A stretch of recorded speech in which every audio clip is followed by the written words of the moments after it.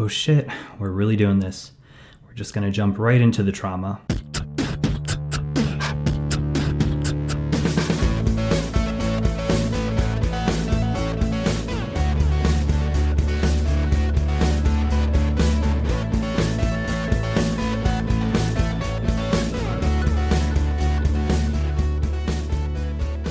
Hi, I'm Rob Lovelace, and I'm a jaded gay.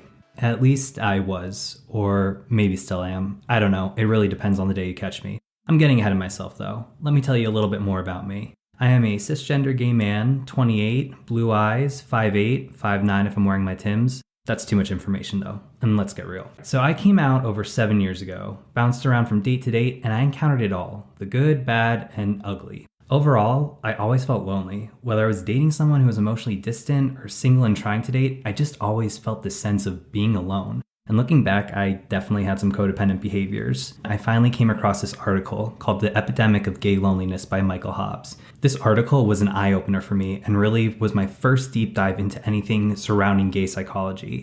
It also mentioned this book by Dr. Alan Downs called The Velvet Rage, Overcoming the Pain of Growing Up Gay in a Straight Man's World. After reading the article, I bought this book almost immediately, and pretty much everything to a T in that book matched what I had experienced through growing up gay and my journey in gay dating. So since then, over the past 5 years, I've tried to be more cognizant of my dating behaviors and those of the men I date, because after years of bad dating patterns, I definitely became jaded and cynical. I've also been doing some work on balancing spirituality, meditation, and even trying to balance my religion with my sexuality, which is not always an easy thing. Also, big fan of counseling and Lexapro. Can't recommend it enough. Changed my life. Love it. So I decided to start this podcast in an effort to essentially build a platform for like-minded gay men, raising awareness around the unique challenges we face compared to our straight counterparts regarding dating and also protecting our emotional well-being in spite of these unique challenges.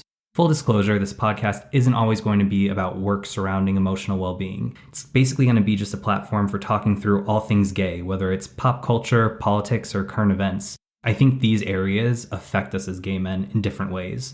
And I think talking through those is just as important in our journey of, achieving emotional well-being. But that being said, I do want today's topic to be a deep dive into the concept of gay loneliness like I read in that article back in 2017. But full disclosure, I'm not a psychologist or a life coach or anything like that. I went to school for communications, I write fancy emails, and I'm an aspiring author. So everything I say is based off of my own opinions and thoughts and through the research and experiences I've encountered in my life as a gay man.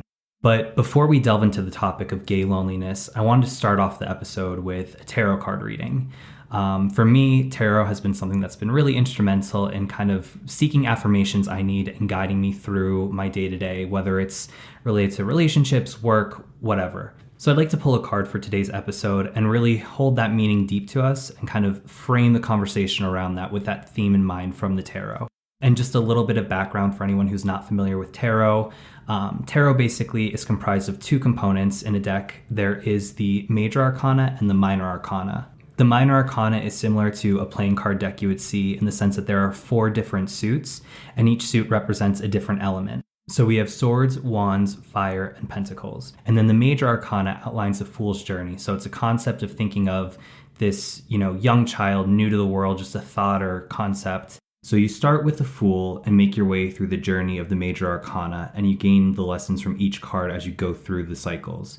And it ends with the World, which is the final cycle. Basically represents the conclusion of a final cycle, and if you think about it in terms of life's journey, at death, that's the entrance of the final unknown, where you've experienced it all, you've learned it all, and you've completed that cycle of life. Minor arcana tends to be more of the day-to-day little things to work on, whereas major arcana cards tend to represent something big going on in your life, whether it's a career move or a relationship, something like that. So let me pull today's card.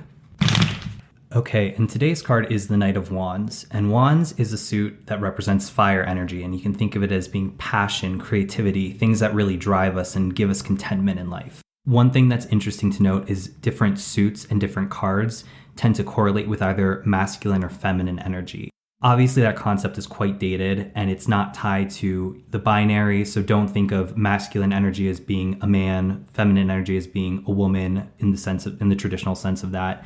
It's more so the energy surrounding it. So masculine energy tends to be more action-oriented, whereas feminine energy tends to be more meditative. And in some cards, you'll get a balance of the two of them. So the suit of wands is tied to fire energy. Again, there's creativity, passion, contentment, things that give you pleasure in life. And that is tied to the more masculine energy, which is action-oriented. And the Knight of Wands is actually tied to both fire and air, which are both masculine energies. So air signifies the knight's connection to communication, while his place in the suit of wands connects him to fire, which represents passion and action. And typically in the tarot, knights are depicted as messengers coming back from a journey, an elemental quest, where they're bringing you a specific message tied to that element. So when we draw this card upright, like we did today, the key meanings are tied to energy, passion, inspired action, adventure, and sometimes impulsiveness. But basically, the Knight of Wands is indicating that the time has arrived to take action. Once you take the first step, notice how everything else begins to speed up to propel you in the direction you've chosen. You need to have confidence in yourself or in others who have come to support you. And most importantly, we need to pay attention to our intuitive urges and act on them without hesitation. We need to trust ourselves. So again, that's kind of a high-level look at what it means. If you're interested in tarot, there's a lot of great resources out there to dive deeper. I really recommend Rootlock Radio. That's how I initially learned about it and got into it. But again, as we talk through the topic of gay loneliness, let's really kind of put a focus on that sense of passion and creativity and feeling, our intuition to take action and work towards the things we want and trusting in ourselves. So in the epidemic of gay loneliness, Michael Hobbs talks about a few of his friends who are struggling with drugs, partying, body dysmorphia, anxiety, and depression. But what he notices most of all is that, and this is a quote, there's a divergence between his straight friends and his gay friends, meaning that his straight friends typically don't seem to be struggling with these types of things. In the article, he cites a statistic that gay people are between 2 and 10 times more likely to die by suicide compared to their straight peers. And they're twice as likely to have a depressive episode. And so the conclusion based off of those statistics are that it's still dangerously alienating to go through life as a man attracted to other men.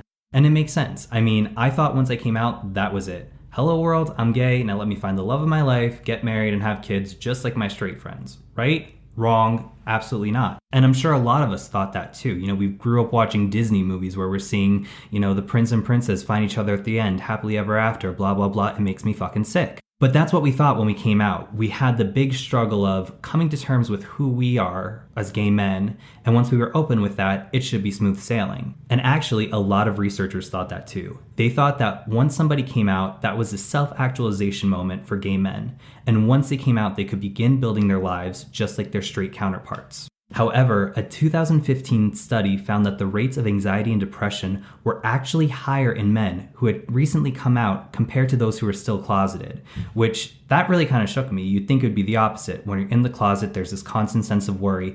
Do people think I'm gay? Am I giving off gay vibes? Am I acting quote unquote man enough? You'd think all that anxiety would be with you as you're lying about who you are. But in reality, even if you're open with who you are, we're still anxious and depressed. Now this I found really interesting. In the article, William Elder, who is a sexual trauma researcher and psychologist, claims that gay men tend to harbor trauma from growing up. In fact, he had a quote in there that really stood out to me. The trauma for gay men is the prolonged nature of it. If you experience one traumatic event, you have the kind of PTSD that can be resolved in 4 to 6 months of therapy. But if you experience years and years of small stressors, little things where you think, was that because of my sexuality? That can be even worse. And I mean, let's think back to middle school. How many of us were constantly bullied for being too effeminate or not being good at sports or being shy in gym class or not dating girls or this or that? These are those little things that add up over time through puberty, through adolescence, even into early adulthood, that now, even when we're out, we're harboring this trauma over a prolonged time. And I think it's really interesting to pick up on this point and quite ironic because obviously back in the day, homosexuality was considered to be a mental disorder. And unfortunately, some conservative politicians and big mouths still make that claim today. I mean, Ben Shapiro claimed that homosexuality should still be considered a mental disorder since gay men have higher rates of suicide and depression. And the thing is though, those two things are not mutually exclusive. You're not depressed because you're gay. Think about it. While, yes, many gay men have higher rates of suicide and depression, it's not a symptom of being gay. It's because we're gay and we're shamed our entire lives to believe we were wrong for being the way we were born. We were taught that our biological norms, personality, and attitudes were not okay and we had to cover them up to be another person. So with that kind of logic, is it any wonder why gay men tend to have higher rates of anxiety and depression? I mean, think about it. It is exhausting to be gay. Every other day, something about our lives are up for discussion, whether it's marriage equality or adopting children or even donating blood. These are things that are givens for the straight world, but need to be voted upon for the gay community. So for me personally, when these things come up, it makes me feel like I have no control over my own life. So, okay, with that in mind, let's go back to the issue of gay loneliness. Not really surprising that we as gay men feel lonely and like we're isolated from the straight world, because for so long we've been made to feel different and like we're lesser than our straight peers. But then on the flip side, even when we come out and try to integrate with our gay community, we're also being rejected there. That's supposed to be our safe haven, but we're facing major rejection in that community. So it's like we've got nowhere to go. We feel lonely because we don't fit into the straight world, but we're also lonely because we're being rejected by our own gay world. So people might be wondering, okay, but why are we facing so much rejection in our community? And I really think it goes back to the way we use dating apps. So I'm not going to deep dive into this. This will be another episode for another day. But honestly, gay bars aren't what they used to be because of the dating apps. That was before COVID too. Now with the pandemic, we have small businesses shutting down, including gay bars.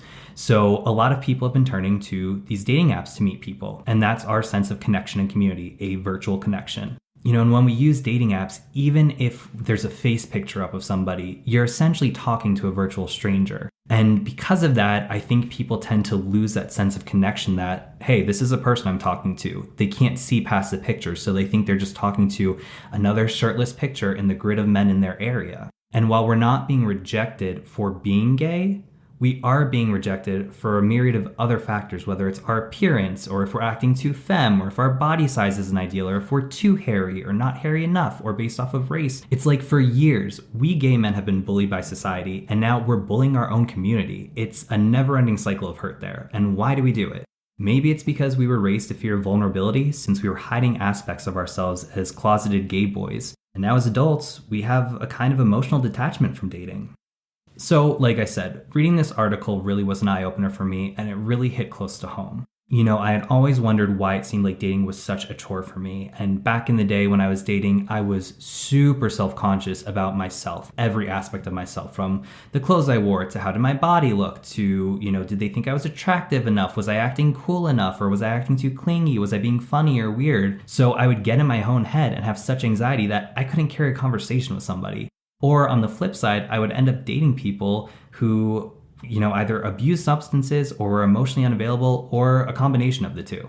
And before I found this article, I always just wondered why, you know, what's wrong with me? So this article was an eye-opener, and again, it led me in the direction of the Velvet Rage, which really made me consider, okay, yeah, my whole life has been different compared to my straight friends and family. No wonder why I can't date for shit. I mean, my sisters and I were raised by the same parents, and we all had a great childhood. But our outlooks as adults on certain situations are completely different because they were raised seeing themselves in the media, seeing loving straight couples, whether it was through my parents' example of marriage or what they saw on TV, whereas I was a closeted gay kid trying to grow up to be straight. And for reference, when I was in middle school and during adolescence, the only gay representation I was aware of, I saw in Will and Grace. And obviously for the time that was groundbreaking, but looking back, that doesn't really offer a lot of true representation for the gay community. And I didn't know any gay people personally, other than the few gay kids in high school who didn't have the option of staying closeted and were bullied because of that. So I really never had an example of what a gay relationship, a healthy gay relationship, could look like. So all that said, yes, this is super depressing, and where do we go from here? How do we move on from this pain so we can actually form fulfilling relationships? And that's where the Velvet Rage came in for me. So this book, as soon as you're done listening to this, go out and buy it, because I think this is essential reading for every gay man out there, because I think it's important. It creates a sense of self-actualization and realizing what behaviors you may be channeling, as well as kind of helping you have an eye out for other guys out there who may not be the right person and may not be overcoming their own problems. And I'm just going to give a brief skim over this, but again, read the book. Basically, Dr. Alan Downs believes that there are 3 stages of gay shame, and this is the reason why gay men are not able to overcome certain emotional trauma and form fulfilling relationships. So the first stage is overwhelmed by shame, and this includes that period of time when many of us remain in the closet, we're fearful of recognizing our own sexuality, and so we just kind of shut it all down. So moving on to the second stage is compensating for shame. And this is where we attempt to neutralize any shame we might feel surrounding our sexuality by being picture perfect. I'm sure we all know those people who have the perfect abs or the perfect tan or super successful career, the smartest or are always right on something, or they own designer labels and they're not afraid to name drop and say how much money they spent on this or that. And basically they're trying to fabricate this beautiful life on the outside because they feel like shit on the inside. Now, that being said, obviously you can be successful and be in good shape and, spend money without being in that stage of shame. But there is a stark contrast between being successful like that and clinging to this false sense of success where you're more worried about what people see on you. So you're spending more money than you should, buying those clothes to impress people, or feel like shit but are going to the gym because you have to make yourself look good, because you have to put on this picture perfect image for everybody else. Now, an interesting point about this is that Dr. Alan Downs says during this stage, a gay man may take on many sexual partners in his attempt to make himself feel attractive, sexy, and loved, and essentially less shameful for a moment in time. Now, again, obviously some people are just looking for more casual connections, but this is really focusing in on those men who want the meaningful relationship, but are never able to sustain that kind of dating pattern and instead fall into this pattern of the short-lived, casual hookup type of thing. And the interesting thing is, while many men make it out of the first stage of shame because they come out of the closet and embrace their sexuality a bit more, not every man will make it out of that second stage. Some are going to be stuck there forever. Obviously, we want to know what the final stage is and how we can get to that. So let me start by kicking off. The third and final stage of overcoming shame is discovering authenticity. And this is when a gay man begins to build a life that's based upon their own passions and value, rather than proving to themselves that they are desirable and lovable. So I think right there, obviously, we're using the word passion, which is a direct tie into our tarot card today, the Knight of Wands. So ultimately, the goal of the Velvet Rage is to help gay men achieve this third stage of authenticity, and by finding their passions and values to prove that they are enough for themselves. So as gay men, we tend to feel some of that anger and stress, anxiety, depression, all that internal turmoil basically boils down to the concept of rage, which Dr. Alan Downs says is a result from not receiving the authentic validation we needed as children through putting on this facade of growing up in a straight society. So the root from our trauma really comes from two distinct sources, and that's being a man in a hyper-masculine culture. Obviously, both within the gay and straight communities, there's a big focus on what masculinity is, within the gay world, mask for mask, all that bullshit. And then the second is being a gay man in a decidedly straight world. The way we can begin to work through some of this rage and trauma is to really establish a sense of authenticity through passion, love, and integrity. The one area that really stood out to me was the concept of integrity. So I'm going to read a quick excerpt here. Integrity, meaning integrate all parts of oneself, or more formally, the state of being undivided. For the gay man, it means the absence of hiding parts of yourself, no longer splitting, and allowing all parts of yourself to be known. Since this is the principal journey of the gay man as he moves from shame to authenticity, the attainment of integrity represents a crowning achievement. For me, like I said, that really stands out because I think, as a closeted gay child, we were all taught to hide parts of ourselves, the parts that didn't adhere to our hetero society. Now, obviously that all sounds nice, but how do we put that into practice? How do we take theory into action? Because again, in our tarot today, we have the double action. Dr. Alan Downs offers a few areas of support for achieving this sense of authenticity. Again, read the book because it goes much deeper. I'm just going to take a few key points that really stood out that I think are pretty easy things we could all work on to incorporate on a day-to-day basis. So make decisions based upon the man you wish to become. And I think this goes back, a lot of us have either heard this or seen it on social media, but there's that saying that says, be the gay man you needed to see as a closeted child, meaning be the positive role model you needed when you didn't have that view of what a healthy gay man could look like. Make choices that contribute to your inner peace. So essentially, don't just run to the nearest substance to help you get through a tough time because that's kind of masking the problem. Make choices that actually contribute to resolve the problem. Search for contentment versus approval. Take a non-judgmental stance whenever possible, which I know seems to be hard for us gays to do, but hey, let's all work on being a little kinder this year. Respect your body, and you can interpret that to mean different things to you, whether it means avoiding substances that impair your better judgment, whether it means avoiding hookups and really only being intimate with people that you're striving to build a lasting relationship with. Just be kind to your body and respect those choices that feel natural to you. And again, this isn't shaming anybody who wants a more casual encounter versus a relationship. This is just going to say whatever you are working towards achieving, respect your body in that manner. Don't obsess over pain as it cultivates more pain. So some of us might hold on to those bad feelings of, bad relationships, situations, rock bottom points we might have hit in time. It's important to recognize that pain, but kind of map out a way to overcome it and take steps to move on from it. Relinquish the urge to always be right. Don't let your sexual tastes filter which people you allow into your life. I've been seeing this meme on Instagram lately, and it's true. It says, hey, can you start being nice to people you're not sexually attracted to? Because honestly, it's like, on an app, if somebody's not interested in somebody, they might just shrug them off or flat out reject them. And I think, even if you don't end up dating somebody, we're missing opportunities as gay men to make substantial connections with others, whether it's through friendship, dating, relationship, whatever. So just because you're not into somebody that way doesn't mean you should just write them off as a person as a whole. I mean, obviously, communicate where you're at, be open with your feelings and thoughts, but maybe you could form an actual friendship from that. And lastly, keep your inner circle safe and sacred. Be mindful of who you're letting in and be mindful of who you're telling things to. I know within the gay community, there's pockets of clickiness here and there. Obviously, if you're somebody who's looking for genuine connection, you're not going to want to tell your deep, darkest secrets to those people because obviously you think they're going to keep that to themselves. You need to know you can trust the people you're letting into your life and trust them with the information you're comfortable sharing with them. And lastly, above all else, we need to accept that joy in life comes not from success, but from how we live life. So as we're coming to the end of this episode, let's go back to the Knight of Wands and reflect on how that kind of ties into our topic for today. And again, I think this one, there's a pretty linear connection there. We're talking a lot about passion, creativity, pleasure for us. And it goes back to, like Dr. Alan Downs said in his book, we need to find things that we are passionate about that give us a sense of peace and joy, not at the expense of getting validation from others. Again, in the tarot, we have that double masculine energy, so it's full action. So I think this really is a reminder for us to find those areas in our life that we enjoy for ourselves. Take dating out of it, take the straight world out of it, take all of it out of there and figure out what makes you happy at the end of the day. Because in that tarot, it says we need to trust our intuition and to take action.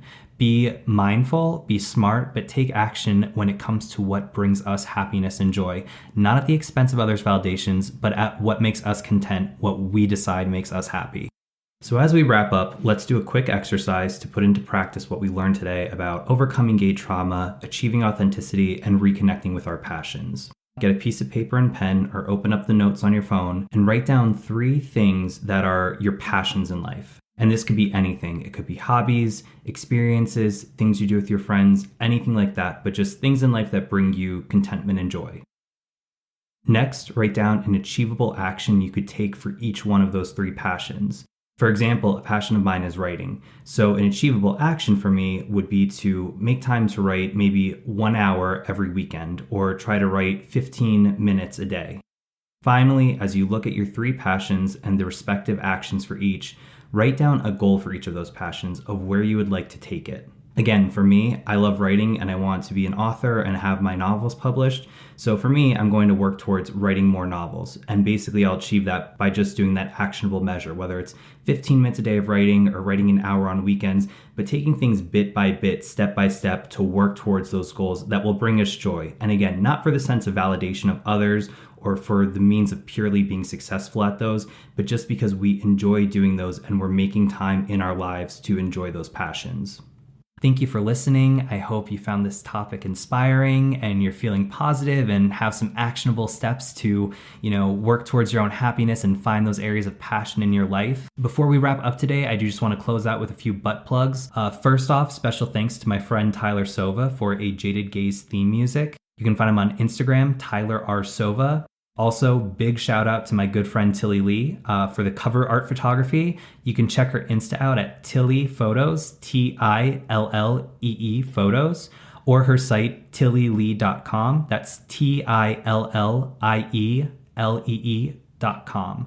And lastly, a huge thank you to Dustin James for the cover art design. You can find him on Instagram at dgraphicsdjw. And I'll include all this information in the show notes if you're interested in checking them out. Again, thank you so much for listening. Definitely check out The Epidemic of Gay Loneliness by Michael Hobbs, and also The Velvet Rage, Overcoming the Pain of Growing Up Gay in a Straight Man's World by Dr. Alan Downs. I'll include both of them in the show notes so you can check them out at your leisure.